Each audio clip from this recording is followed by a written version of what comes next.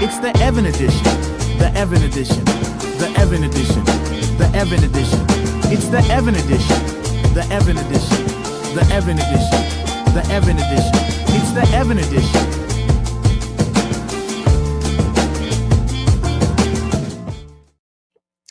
Welcome back to the Evan edition. Happy Friday, everyone. We made it. We made it through another week, and with another week means more geeky things to talk about. We got a lot of good stuff to talk about. Taika Waititi, the Thor director, is going to direct a Judge Dredd movie. We got The Punisher set photos. It's actually happening with Jon Bernthal for the special on Disney Plus. Christopher Nolan's The Odyssey went on sale a year early and sold out like that. And Ryan Gosling, Will Ferrell are going to have an action comedy. And shocking news came out late yesterday that The Late Show with Stephen Colbert will be over for good. No more Late Show. So we got a lot of fun stuff to get into. Thank you so much for being here. I'm Evan Bernstein. I'm your host. Man, I'm so excited. But before we get into that, I just want to put a few people on. As you know, with starting a show or rebranding a show, you're going to try out some different things. You're going to try out, a new intro video, a new logo, a theme song, all this fun stuff. And this stuff doesn't just come out of thin air. It takes a village to build this stuff. And so I wanted to put a few people on that helped me out with this stuff. A lot of close friends of mine.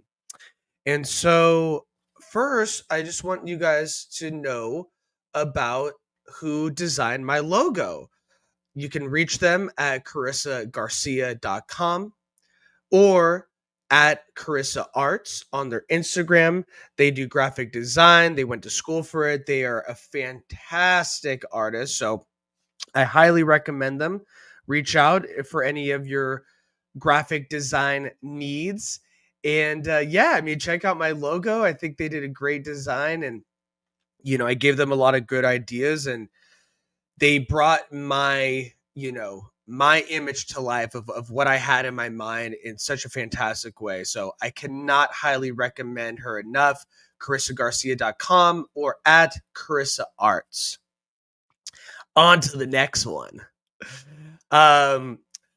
You also have noticed that I have an intro video. I gave my friend a couple clips of movies that I like. Of course, I couldn't include all of them as much as I wanted to. But if you are interested in a videographer, editor, anything like that, then reach out to iconic.media@gmail.com. Kanoa is the owner of this company. Fantastic creative mind. He will bring whatever you have in your mind to life in such a great way. So I cannot highly recommend him enough. Iconic.media@gmail.com. All right, guys, we're almost done. For my song, for the beat in general, it's from beatstars.com, which is a great site. Thousands and thousands of songs that you can license, you can pay to own. I highly recommend it. The person that put me onto this site and this beat in particular is Niall LeBlanc, which you can find on Facebook. Reach out to him for any musical inquiries. He has a great ear. He's a great producer in the music industry.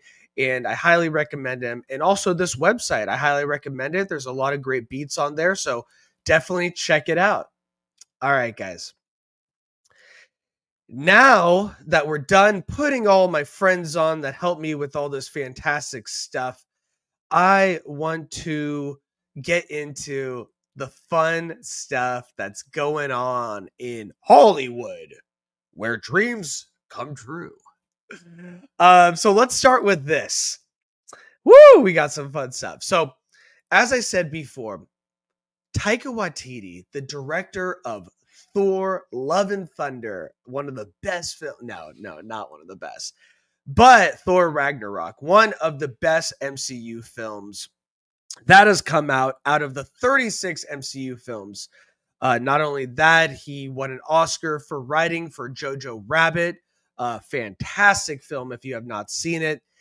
And we've been wondering, what is he going to do next after Love and Thunder, which wasn't received that well, because he has such a creative mind with What We Do in the Shadows and things like that. And it was very curious. What is he going to do next? Well, it seems like now we have his next project. And this comes to us from comicbookmovie.com. They say, after wowing audiences with Thor Ragnarok, Taika Waititi's Love and Thunder left most MCU fans perplexed and ready to grab pitchforks. While Thor Ragnarok was widely praised, Thor Love and Thunder received a more mixed response from critics and audiences. Following that, Taika Waititi appeared to take a step back from the Marvel Cinematic Universe, and it's been speculated that Marvel may be reassessing what role he could play in future projects. Likewise, Lucasfilm president Kathleen Kennedy has been somewhat vague in recent interviews about the status of Waititi's Star Wars movie, which was announced back in May 2020. However, it seems Waititi is not done with the superhero genre, as The Hollywood Reporter has revealed that he's currently developing a Judge Dredd movie with prominent British screenwriter Drew Pearce, known for Iron Man 3 and Mission Impossible Rogue Nation. Woo! I'm excited. That is not Judge Dredd, my friends. Per THR, the pair are working on the project at the behest of Dredd rights holders Chris Kingsley, Jason Kingsley, and Ben Smith of Rebellion Developments. The duo are currently shopping the project around various Hollywood studios, and it seems to be garnering significant interest. If it moves forward, this would make the third live-action take on the British comic book series following Sylvester Stallone's Judge Dredd in 1995 and the well-received Dredd starring Carl Urban in 2012. Very underrated movie. Early reports suggest the new project aims to capture the comic's signature dark humor while delivering the action and spectacle of a large-scale sci-fi adventure. Judge Dredd was prominently created by writer John Wagner and artist Carlos Esquerza. They debuted the iconic lawman in British comic 2000 AD in 1977. With Wagner developing the character and setting, Esquerra designing his distinctive look. Judge Dredd takes place in a harsh dystopian future where sprawling megacities are overwhelmed by crime. In this world, elite law enforcers known as judges have the power to arrest, sentence, and execute criminals on the spot. At the center is Joseph Dredd, a strict and fearless symbol of the law. This last significant update on any adaptation of the British IP came back in May 2017 when Rebellion Developments was shopping a Dredd TV series titled Mega City 1 around to various streamers. Rebellion Developments also own the rights to Rogue Trooper, which just recently unleashed a first look at Duncan Jones's Unreal Engine 5 animated pick. So there you have it. Taika Waititi and Judge Dredd. What a combination. On top of that, wow. I cannot believe that we're getting a Judge Dredd movie again. You know, when Dredd came out in 2012 with Carl Urban, as you can see in this picture, it became a cult classic and people were dying for a sequel, but it never came to fruition. On top of that, with Taika, you know, after getting, so hot from Ragnarok, Thor, there was all these rumors and things about him directing maybe Akira, the live action movie, and a Star Wars movie, as mentioned in this article. And nothing really came to fruition. And so we're wondering, like, what is he going to sink his teeth into? Because he has such a creative, artistic mind. And on top of that, we knew, like, he loves sci-fi and he's a lover of that kind of stuff. Akira didn't pan out. No one pans out when it comes to Akira. And so Judge Dredd, this, sprawling mega city, these visuals, this futuristic landscape where these judges can sentence and execute on the spot. It just seems like this is right up his alley. And so I'm really excited along, with the writer of Iron Man 3 and other movies. Drew Pearce seems like a great choice to partner with this and write it. I mean, Mission Impossible Rogue Nation is one of my favorite Mission Impossibles of that franchise. I think it was another movie that, after Mission Impossible 3, it kind of showed where this franchise could go. And so you have this writer and this director with this kind of IP. I think we're up for something really special. So I, for one, am super excited. I can't wait to see. So let me know what you guys think. Drop a comment below. Are you a fan of Judge Dredd? Are you a fan of Taika? Did, Thor Love and Thunder kind of leave a sour taste in your mouth? Drop a comment below and let me know what you think. Okay, guys, on to the next thing. As you guys know, John Bernthal as the Punisher is one of, if not the best comic book castings of all time. He had his own show for 2 seasons, of course, that ended with Netflix, kind of losing the rights back to Marvel waiting for those rights to revert so they could use the characters again alongside Daredevil and a lot of others. And so we were wondering, when are we going to see Punisher again? And is it going to be John Bernthal? Because that is the most iconic casting. And then we found out that he was going to be in Daredevil, Born Again. And boy, did he deliver, because that was incredible. He had 3 episodes of the 9-episode series where he appeared as the Punisher. And it was incredible. And so we were wondering, when are we going to see him next? And then they announced that there's going to be not a Punisher movie, but a Punisher special on Disney Plus. And we found out that John Bernthal was actually co-writing this. Well, apparently we got some set photos. This comes to us from comicbookmovie.com. They say, Just Jarrett has shared even more photos from the set of Marvel Studios' upcoming The Punisher special presentation, offering a first look at the return of John Bernthal's Frank Castle, sporting a noticeably different and far more grizzled look than when we last saw him. Here is the set photos. If you guys want to take a look, this bad boy looks like the Punisher.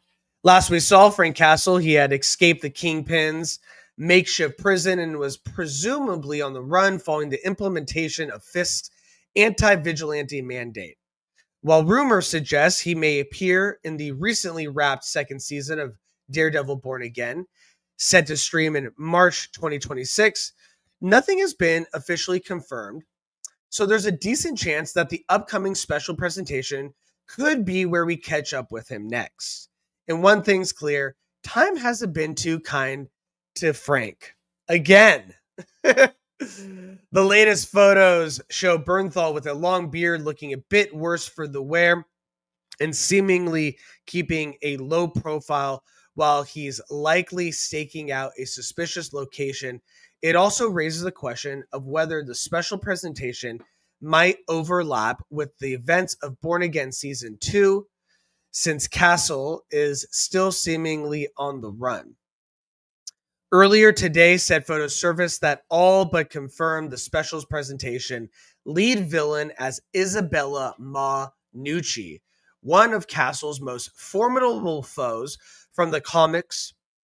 After Castle killed her 3 sons and brother, Nucci went after the Punisher with everything she had in her arsenal. However, things didn't quite work out for her when Castle outmaneuvered her, trapped her with a polar bear who proceeded to maul her, leaving her limbless. Oh my goodness.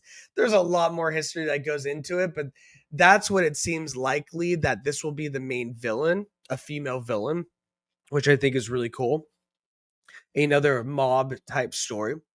Following his appearance in the Punisher special presentation, John Bernthal will once again reprise his role in Destin Daniel Cretton's Spider-Man Brand New Day, where he's set to co-star alongside Tom Holland. And if rumors are to be believed, the pair will team up to take on Mark Ruffalo's The Incredible Hulk. So there you have it. There is our first look. The Punisher special is happening, and there he is in his ironclad beard, looking grizzled, looking John Bernthal, and looking quite awesome. So I cannot wait. John Bernthal is one of my favorite actors working today. He's the best. He's the best, and I love him, man. And so John Bernthal is filming right now, and it seems like we're going to get this bad boy pretty soon. So next year is going to be epic. We're going to get a ton of Punisher. We're going to get the Punisher special on Disney Plus. We're going to get Daredevil Born Again season 2, which we know is Jessica Jones in it.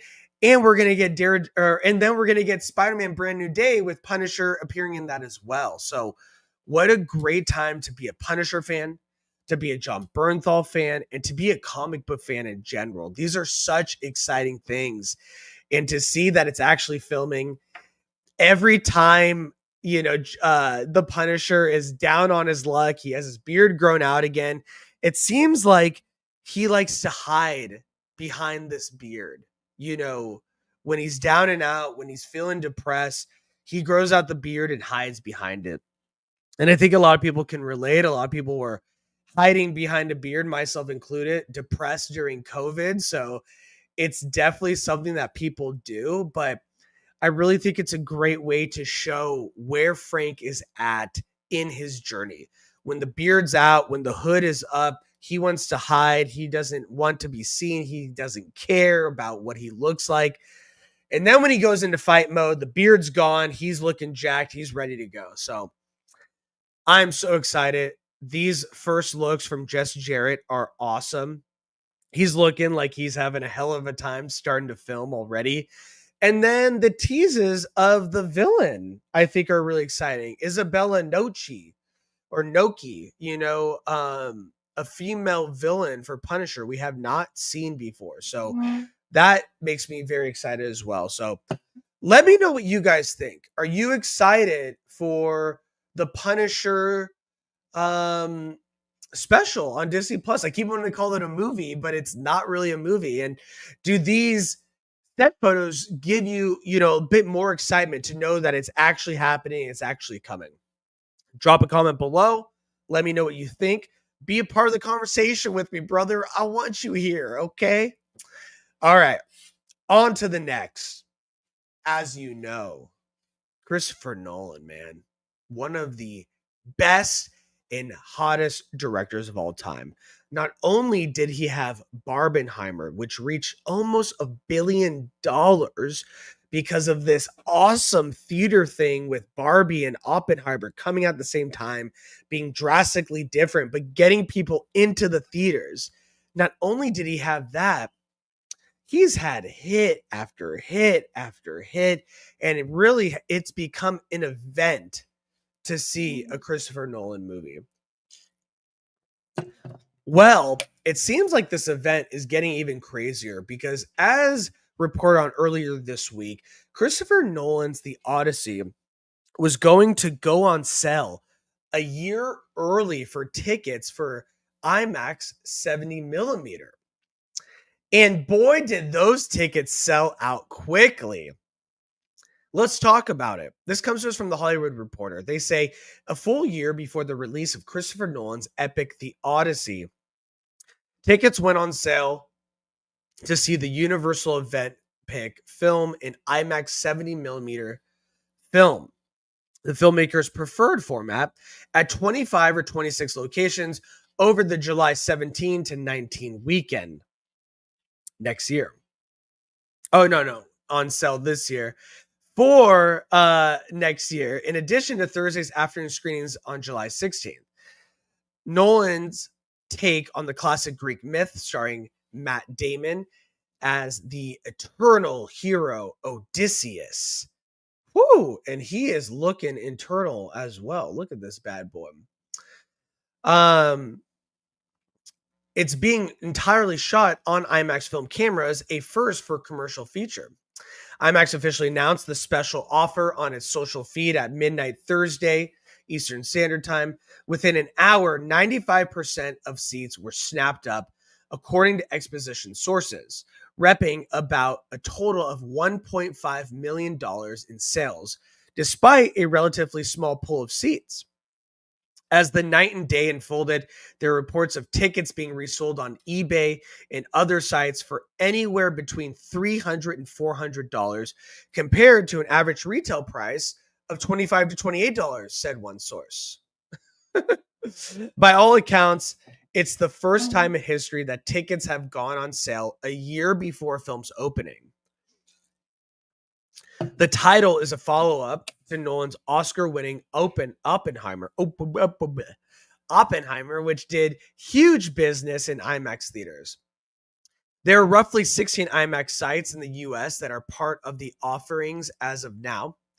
The July 17 to 19 weekend and preview showings are already entirely sold out at AMC Lincoln Square 13 in New York City, the Universal Cinema AMC at City Walk Hollywood, Regal Irvine Spectrum in Orange County.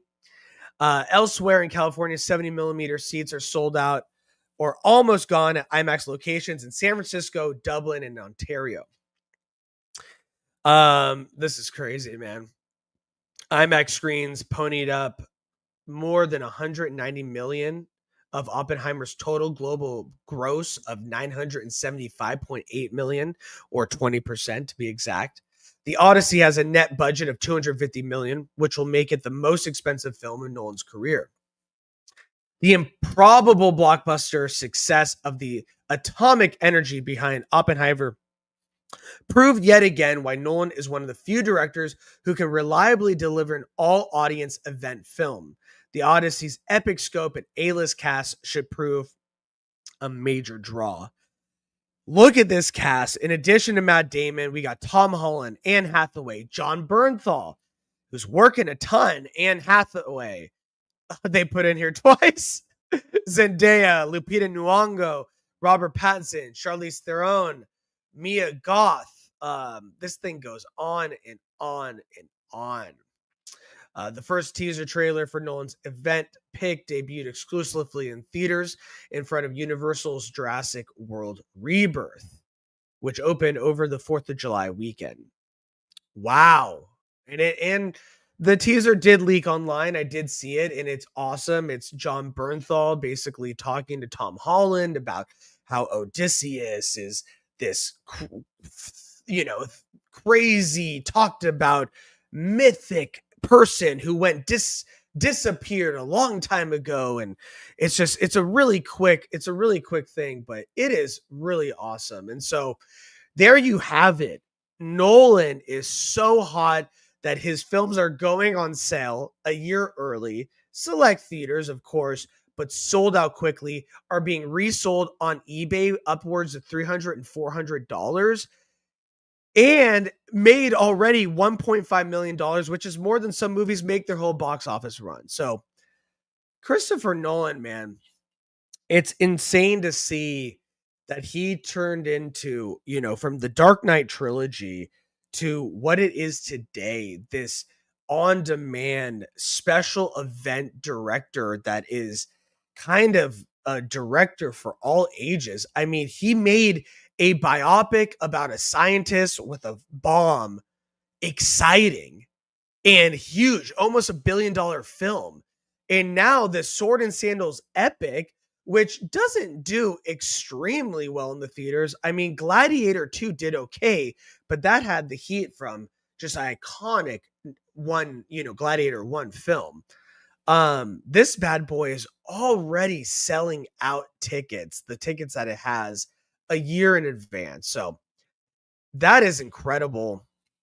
And I love Christopher Nolan. I don't think he's overrated.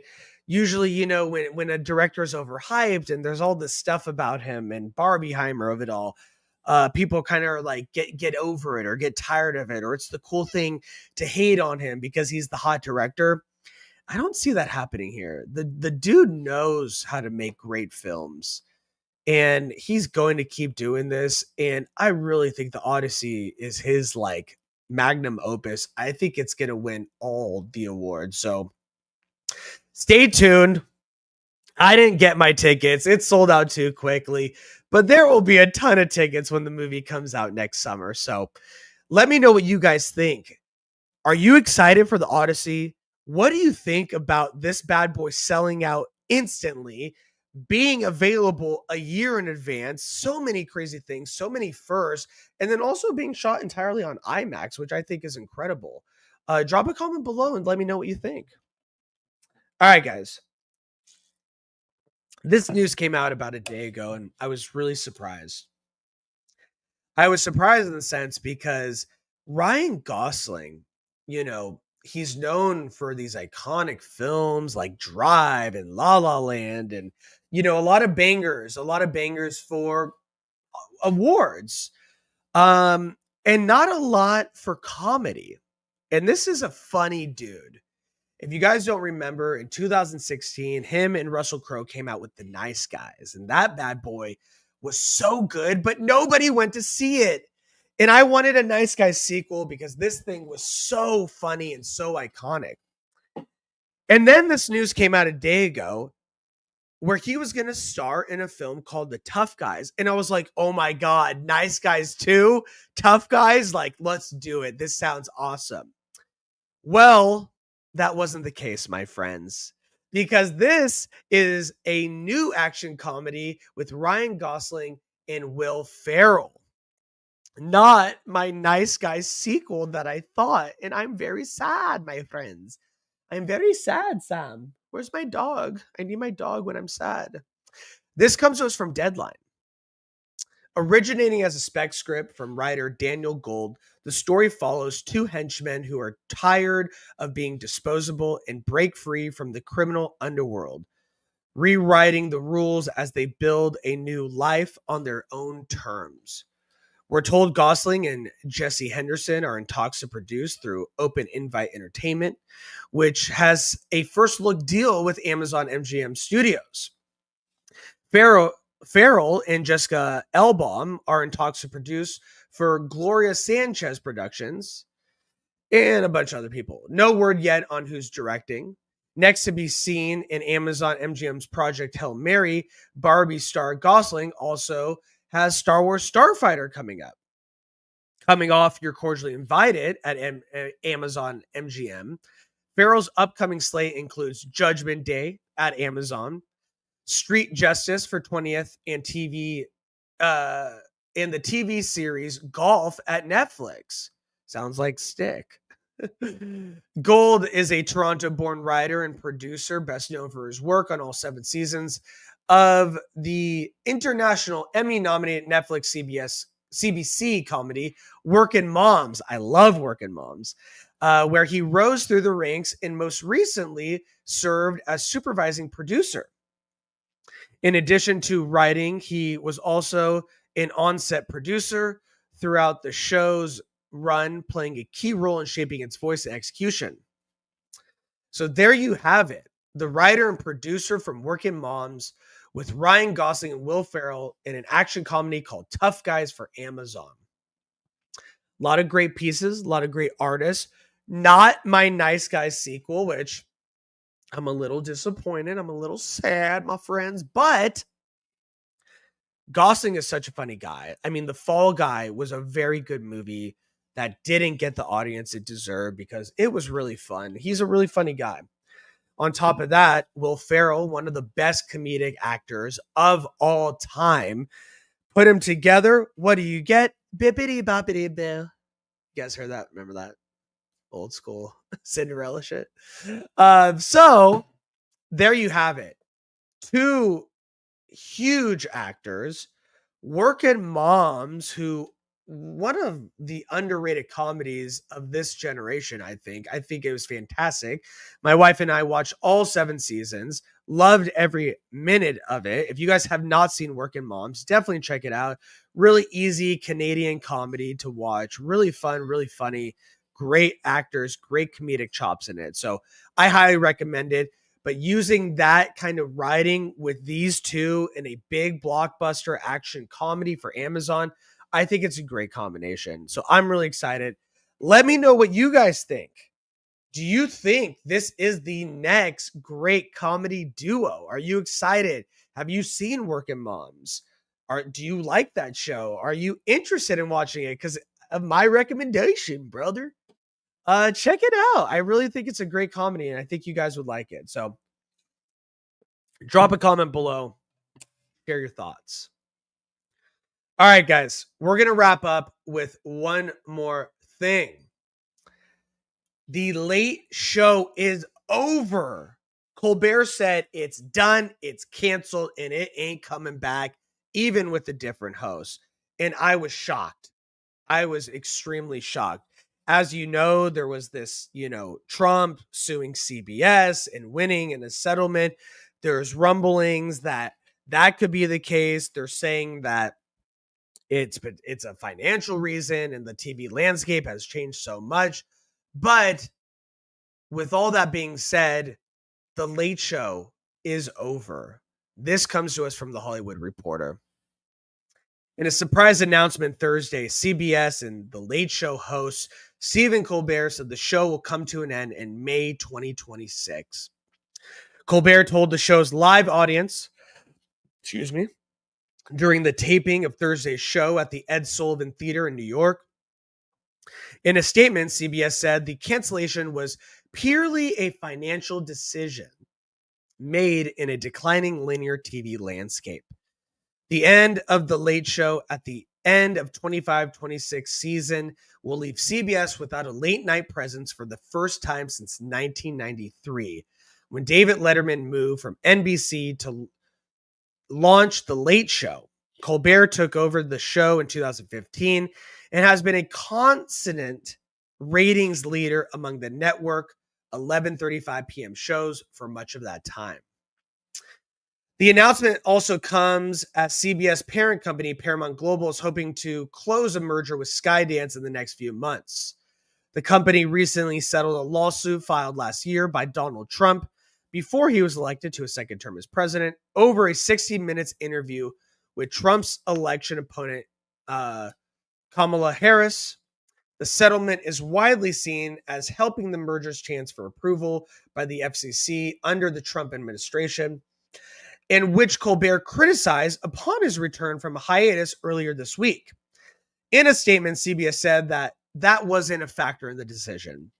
They quote, "The Late Show with Stephen Colbert will end its historic run in May 2026 at the end of the broadcast season," reads a statement from Paramount co-CEO and CBS president and CEO George Cheeks. Get those cheeks clapped. CBS Entertainment head Amy Rosenbach and CBS studio president David Stopf said, "We consider Stephen Colbert irreplaceable and will retire the Late Show franchise at this time. We are proud that Stephen called CBS home. He and the broadcast will be remembered in the pantheon of greats that grace the late night television. This is purely a financial decision against a challenging backdrop in late night. It is not related in any way to the show's performance, content, or other matters happening at Paramount. Our admiration, affection, and respect for the talents of Colbert and his incredible team made this agonizing decision even more difficult. Stephen has taken CBS Late Night by storm with cutting-edge comedy, a must-watch monologue, and interviews with leaders in entertainment, politics, news, and newsmakers across all areas. The show has been number one in late night for 9 straight seasons. Stephen's comedy resonates daily across digital and social media. and the broadcast is a staple of the nation's zeitgeist. They got a lot of quotes. The accomplishments of The Late Show with Stephen Colbert are memorable and significant in performance, quality, and stature. With much gratitude, we look forward to honoring Stephen and celebrating the show over the next 10 months alongside his millions of fans with viewers. For his part, Colbert told the audience Thursday that he was informed of the decision to end the show on Wednesday night, drawing boos from the crowd. He said, "Yeah, I share your feelings. This is all going away. I do want to say that the folks at CBS have been great partners. I've been so grateful to the Tiffany Network for giving me this chair and this beautiful theater to call home. Of course, I'm grateful to you all. Blah, blah, blah. It's over." Darn. As for the rest of the network late night landscape, ABC's Jimmy Kimmel Live will begin the final season of its current 3-year deal in the fall. NBC late night host Jimmy Fallon and Seth Meyers signed deals last year to continue hosting The Tonight Show and Late Show through 2028. So there you have it. The Late Show is no more. Letterman, who made this bad boy famous, gone. Colbert, gone. Late Show axed. One of the most iconic late night talk shows in history is no more. And it is extremely shocking. Is it because the ratings and the TV landscape are declining? Maybe. Is it because of the Trump lawsuit and all that stuff and them trying to sell, this stuff? Potentially as well. I mean, money talks and money walks, baby. And that could be a reason. And it's really unfortunate because I like Stephen Colbert. I don't watch it. I don't watch it too much, to be honest. I don't think a lot of people watch as much as before. I mean, I watch, and I think most people watch more of like the clips on YouTube and stuff like that. And the landscape has changed. It has. And so it is sad to see such a staple of late night television go away. It's sad to see Colbert end a 10-year run in this kind of way, but it's not the end for him. I definitely see Netflix or someone else grabbing, if not The Late Show, a late night talk show with Stephen Colbert that goes live. Streaming with live events is the new norm that is happening. And so I could definitely see him being fine and being on another talk show in the near future. So there might be something in the clause, a non-compete or something like that, where he cannot go on for a certain amount of time. But later down the road, you best believe we will see Stephen Colbert in some capacity. I hope, I don't know if this is also in the non-compete, but maybe go back to Jon Stewart's show, The Daily Show, my friends. Maybe he will go back to The Daily Show. Maybe he'll be the host of The Daily Show when Jon Stewart stops his Mondays.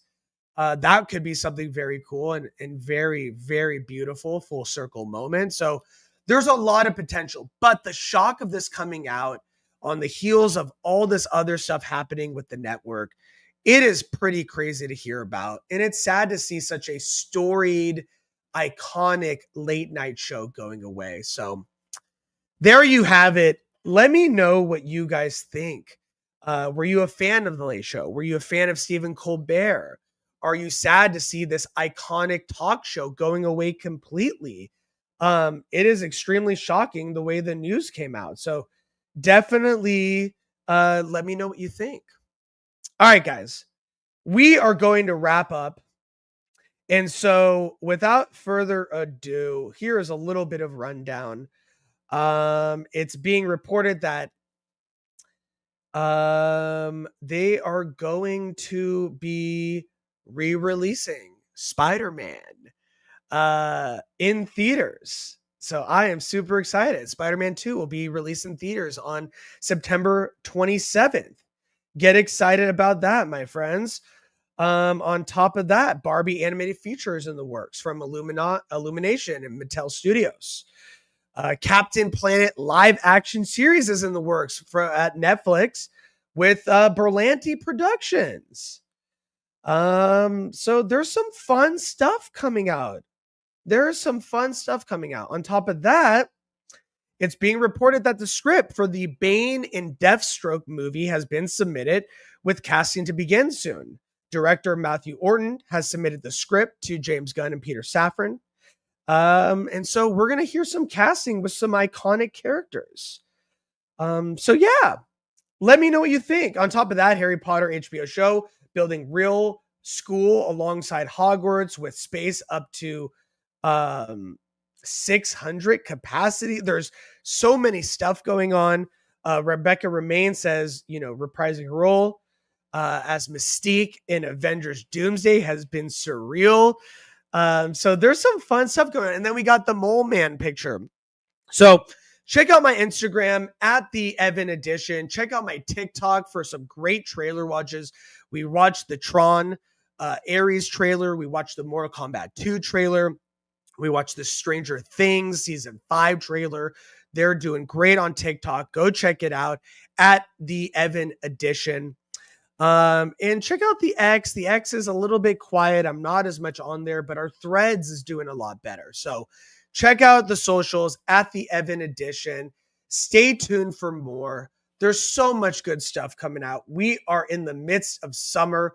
We're halfway through 2025, and there's so much good stuff coming out. We are less than a week away from Fantastic Four. So get excited.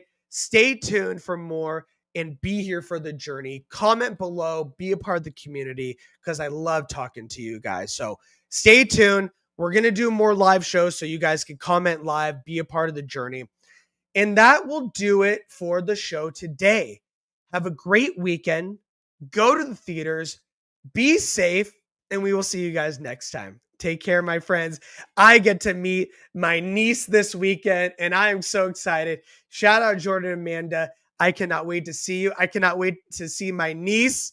Nelly, let's go. I love you, and I will see you this weekend. Take care, my friends, and bye. It's the Evan Edition. The Evan Edition. The Evan Edition. The Evan Edition. It's the Evan Edition. The Evan Edition. The Evan Edition. The Evan Edition. It's the Evan Edition.